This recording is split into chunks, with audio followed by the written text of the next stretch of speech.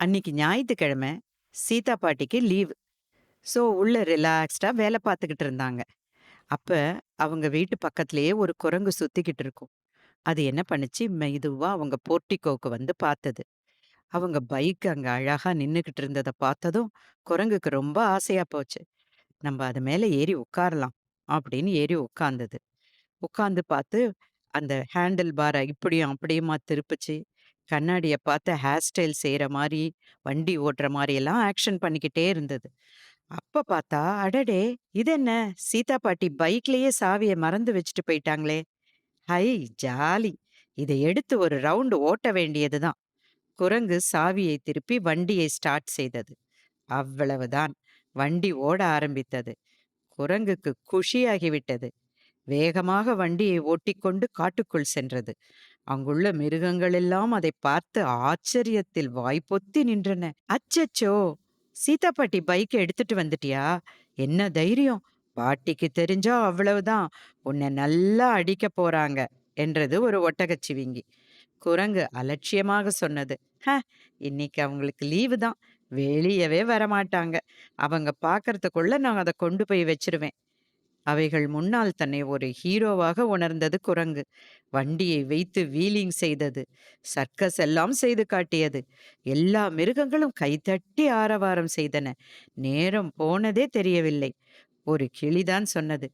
"கிளி, டைம் ஆச்சு. வண்டிய கொண்டு போய் வை. பாட்டி வெளிய வந்து பாத்துற போறாங்க."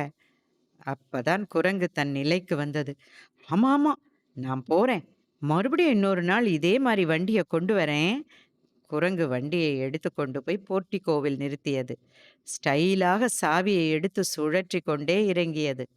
அப்புறம்தான் நினைவுக்கு வந்தது. சாவி வண்டியில தானே இருந்தது. மறுபடியும் வண்டியில போய் பொருத்த முயன்றது. ஆனால் நன்கு இருட்டி விட்டதால் கண் தெரியவில்லை. இப்ப என்ன செய்யறது? சரி, மெதுவா வீட்டுக்குள்ள போய் ஃப்ரிட்ஜ் மேல சாவி ஸ்டாண்ட் இருக்குமே, அதுல மாட்டிடலாம். நைஸாக ஹால் கதவை திறந்து பார்த்தது. இன்னும் பூட்டவில்லை. ஹா! நல்லதா போச்சு.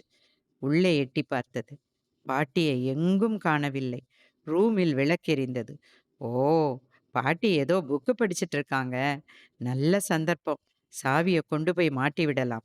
நேராக சத்தம் போடாமல் அடிமேல் அடி வைத்து நடந்து போய் சாவி ஸ்டாண்டில் சாவியை மாட்டியது. அடடே! சாவி கை தவறி கீழே விழுந்து விட்டதே! ஃப்ரிட்ஜில் வேறு இடித்து சலங் என்று சத்தம். யார்? என்று குரல் கொடுத்தபடி பாட்டி விருட்டென்று வெளியே வந்தார். குரங்கு திருதிருவென்று முழித்துக் கொண்டு நின்றது. என்ன திருட்டு வேலை செய்தாய்? உறுமினாள் பாட்டி. குரங்கு பதில் சொல்லாமல் கீழே விழுந்த சாவியையே பார்த்து கொண்டு நின்றது. ஓஹோ! நீதான் சாவிய எடுத்தியா? நான் நாள் ஃபுல்லா எங்க வச்சுட்டேன்னு தேடிக்கிட்டு இருந்தேன். குரங்கின் காதை பிடித்து திருகியபடியே வெளியே இழுத்துக் கொண்டு சென்றாள். பைக்கை போய் தொட்டுப் பார்த்தாள். இன்ஜின் சூடாக இருந்தது. அட பாவி! நாள் ஃபுல்லா என் பைக்க நீ ஓட்டியிருக்க. பெட்ரோல் கூட காலியாயிடுச்சே! உன்னை என்ன செய்றேன் பார்! ஒரு பிரம்பை எடுத்தாள். 4 போடு போட்டு, "இனி இந்த பக்கம் வந்தியானா பார்" என்று விரட்டி அடித்தாள். குரங்கு குய்யோ முறையோ என்று கத்தியது. "ஹும்! இந்த சாவிய கொணந்து வச்சது என் தப்பு தான். அப்படியே எங்கேயாவது தூக்கி போட்டு போயிருக்கணும்." அப்படின்னு மனசுல நெனச்சுக்கிட்டே ஓடியது.